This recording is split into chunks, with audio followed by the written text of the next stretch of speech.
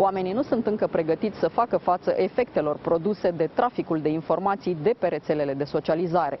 Aceasta este părerea ambasadorului Hassan Abouyoub, reprezentantul Regatului Maroc la București.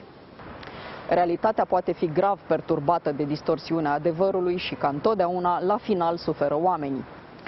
Vorbim și despre ce înseamnă pentru Orientul Mijlociu și Nordul Africii reluarea vechilor legături dintre Maroc și Israel, pentru că în acest caz relațiile s-au derulat mai discret și până acum.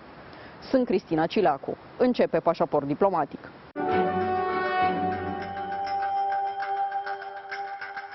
Hassan Abouyoub, Ambassador of Morocco, welcome for the second time at the diplomatic passport. Thank you for the welcoming.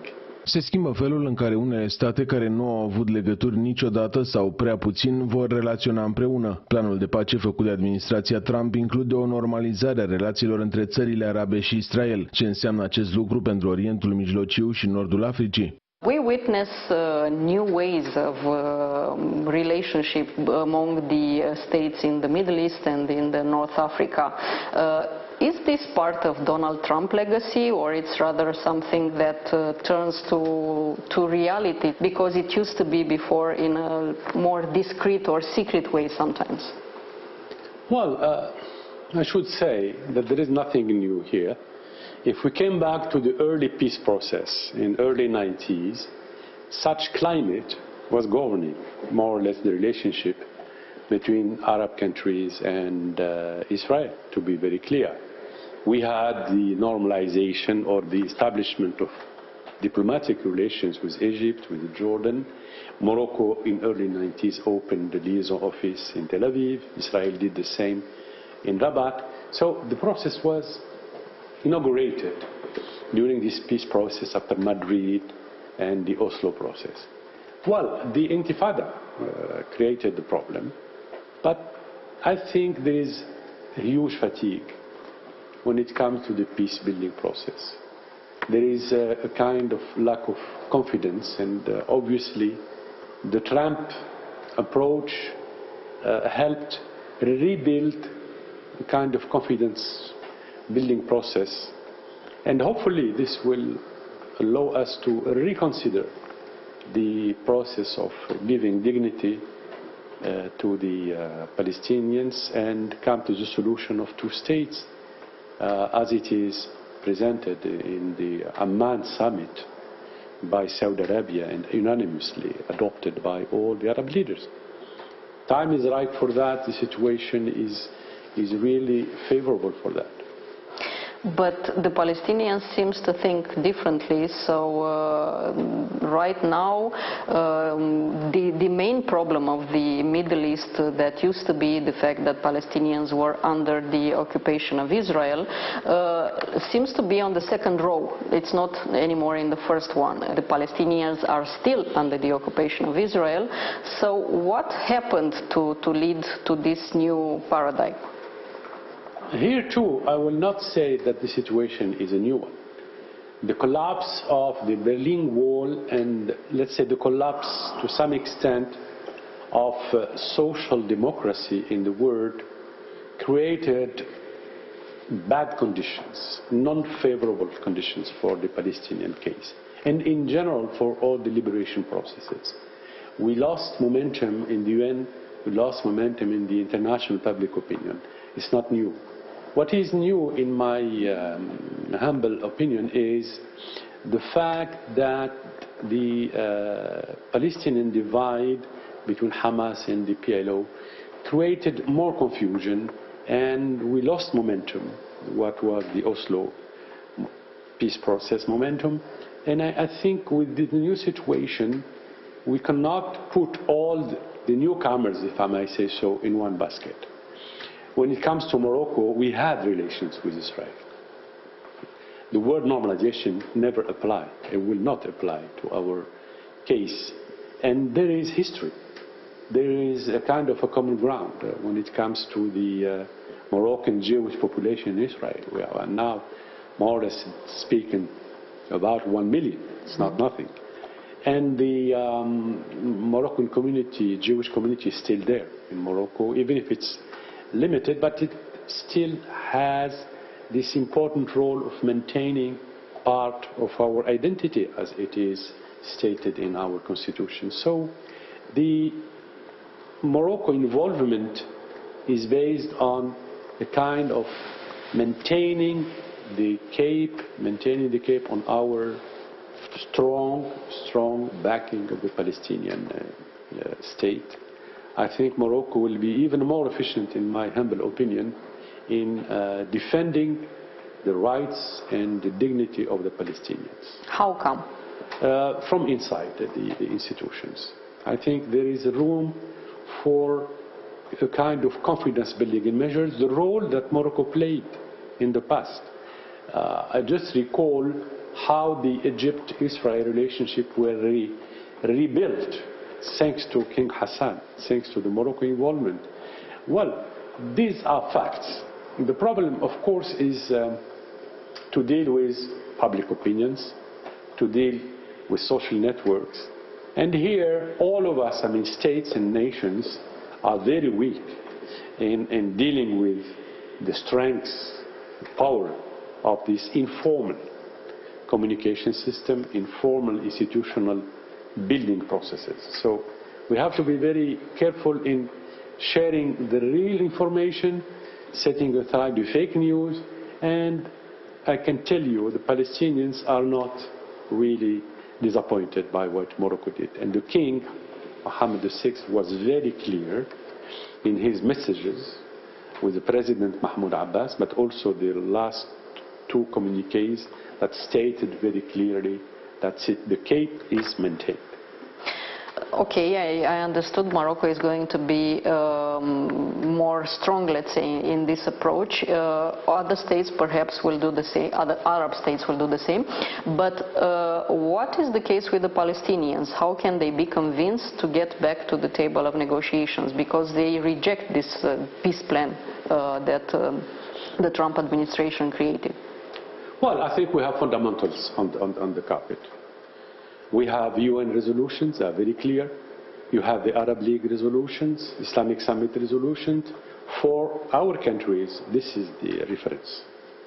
And we have to do the utmost to create the conditions, putting pressure on Israel to come back to the table, but on these bases. I think we have to recall the spirit, content and substance of the Oslo process, even if it in nature has to be a little bit adapted, amended obviously, but we cannot get rid of the objective of keeping sane dignity of Palestinians. They need a country, they need independence, they need human development, they need the recognition of their historical role in the region, and we need them in the building of the new Arab world. Obviously, we cannot neglect them, nobody can abandon them, in my humble opinion. Regiunea Sahara de Vest este obiectul unei vechi dispute între Maroc și frontul Polisario, susținut de vecinul Algeria, în urma acordului marocanilor de a-și relua relațiile cu israelienii, pentru că în acest caz nu este vorba despre o normalizare, ci despre o continuare. Statele Unite recunosc suveranitatea Regatului Maroc asupra Saharei de Vest. Rămâne de văzut dacă acest pas va domoli sau accentua conflictul. Some say that Morocco did this new agreement with Israel only because they receive in exchange the recognition of Morocco's sovereignty upon Western Sahara. Was this the case of these negotiations? Well, if you look at the dominating information, it looks like that, but Morocco is not behaving like this. Our diplomatic track record speaks for us. We are what we are. We are considered one of the most faithful players in the UN system. And the American position is not new. Hell, I remember Kissinger, when he was Secretary of State, was of that opinion. Mm-hmm. And I recall that when and before the issue of Moroccan Sahara was on the table, we recovered two Spanish colonized part of the Sahara. Nobody spoke, nobody objected, and nobody reacted, and we had the huge support of America at that time. So don't forget that the Sahara issue is what remains, the last remain of the Cold War. It was done within the view of this geopolitical approach of the Soviet Union to its relationship with the United States of America, and having an access to Atlantic was the dream of the Russian. And because of that, we are still paying the price of unfinished business when it comes to the after effects of the Cold War in my region. I think America is in line with the international law, is in line with the, let's say, geopolitical situation, and with the need to make a breakthrough and put, to say it very bluntly, the necessary pressure on Algeria to stop this stupid, fake conflict. Informațiile care circulă pe rețelele sociale sunt în cantități greu de controlat și mai ales de verificat, pentru că de regulă apar adevărate tsunami de păreri pro sau contra unui eveniment. Realitatea este puternic alterată de adevărurile denaturate care își fac loc în mediul online. When the deal was done, we witnessed in Twitter, for instance, in Morocco, two types of hashtags. The first one was Morocco first, of course similar with America first, and the second one was normalization is treason. What is the reality in Morocco after the deal was done? The reality is like every normal country where freedom of speech is granted, guaranteed. We have different opinions, and this pluralism is not. So we have people that are not happy with it, but the majority is applauding for sure. The majority is looking forward to positive achievements, and we have also those, and we respect them, that have different opinions. And this is the strength of our country. We have different opinions. We have different ideologies, different inspirations when it comes to how to deal with governance. That's the main asset that we enjoy, and that will, in my, here too, very humble opinion, will pave the way for a very strong Morocco in the future. Pandemia de COVID a dus la creșterea agresivității grupărilor teroriste, care și-au pierdut mare parte din sursele de finanțare, așa că s-au pus pe jefuit. Regiunea subsahariană, nordul și vestul Africii sunt acum locuri în care rețelele teroriste și-au intensificat acțiunile, iar faptele lor afectează întreaga lume. If we look at the broader region, we witness in the last year at least, because of the pandemic of COVID, an increase of terrorist movements, and North Africa and West Africa are two very strong points right now in this phenomenon. What can be done? For years, we were advocating for a common strategy, shared responsibility in front of the terrorism, whether it is in the Sahel or elsewhere. And when you say common, you refer to the region or to the world? The world. This is one of the global challenges. Nations, as they were defined in the 18th century, cannot face. We cannot face terrorism even if we are a superpower. We can face terrorism if we are united in methodology, in objectives, in logistics, and spirit of sharing responsibility. Unfortunately, it doesn't happen, particularly in our region, and I'm really saying what the whole Morocco is saying. Algeria is not cooperating. We have no security cooperation, which should be, whatever the situation it is, whatever the conflict it is, we should share our responsibility when it comes to face terrorism and all trafficking in this issue that are linked to this incredible issue. And what about radicalism? Because we can witness now radicalism in all its form is not just Islamic anymore. It's turning to all the people of the world in various countries, in Europe, in United States, in Asia. What can be done in this case? It's also global cooperation? Well, first, I understand, accept that radicalism is not limited to Islam. We were blind looking at the reality of the world. Radicalism existed everywhere. Even before, yes. Everywhere. It's part of our human behavior. And the way it is faced, of course, here too, requires a kind of global approach and mutual understanding. We cannot face radicalism with prejudices, with ignorance, and unfortunately now the most shared commodity is ignorance. And because of ignorance, we are building bad policies and democracies, particularly democracies, very sophisticated democracies, came to take very bad decisions.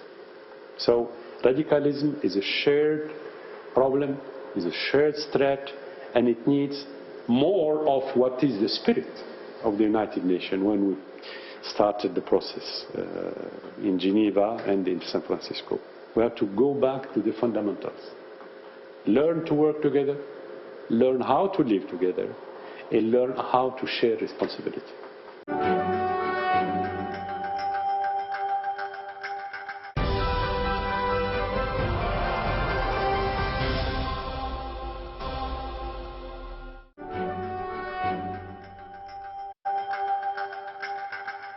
You said already that the United States consider Morocco a very important partner, especially when it comes to security. I may add to what you said. What is the approach of Europe, especially now after this new deal that Morocco was involved into? Because, of course, the relationships are good, but are also a bit tangled when it comes to the Western Sahara region. Well, I should say there are tentatives to use the European fact, European institutions by Algiers, to be very clear, to poison our life, I mean our relationship with Europe. Till now, they failed 100%. The Moroccan Sahara is included in every agreement we signed, despite the cases that were risen by the Algeria. So I understand very well that Europe is aware of the Moroccan contribution to its security. We spend $500 million a year from our budget to secure our borders. When I say secure our borders, we secure the borders of Europe too. But at the same time, from Morocco's point of view, we believe Europe still has to revisit its concepts on the Mediterranean policy, South Mediterranean policy. We did the first interview for the diplomatic passport together almost 1 year ago when you arrived in Romania, and you told me back then that Romania is in a very privileged situation when it comes to dealing with Morocco, because our teachers educated a part of your country's elite. Did we took some advantage of this privilege in the last year? I know it was COVID and everything, but still. Well, we were very ambitious as Morocco when it comes to the relationship with Romania. Why? Because history, because. But there are objective factors. And I'll take them in a very fast way. Logistical issue. You are gifted by God the most important logistical position in the whole region of the Mediterranean, let's say East Europe. And for Morocco, it could be one of the gateways to an important economic region, which is East Europe.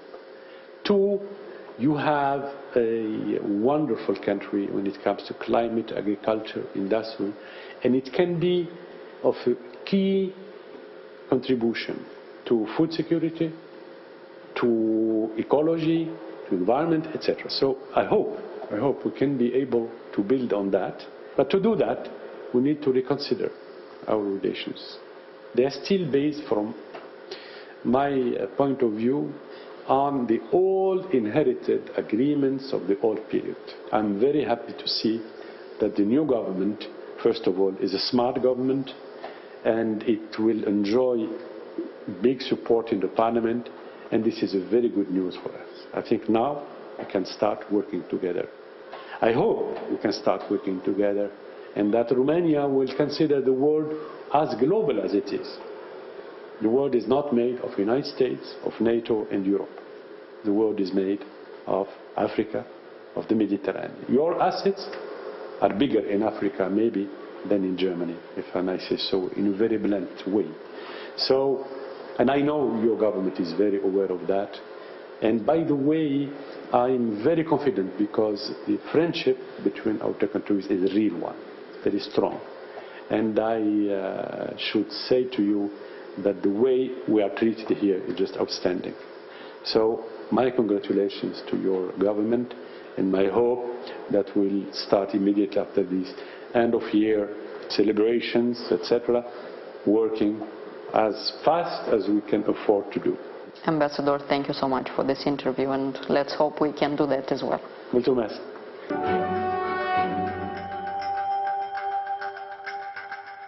Atât pentru astăzi, dar rămânem în continuare online pe pagina de Facebook a emisiunii și pe contul nostru de Twitter.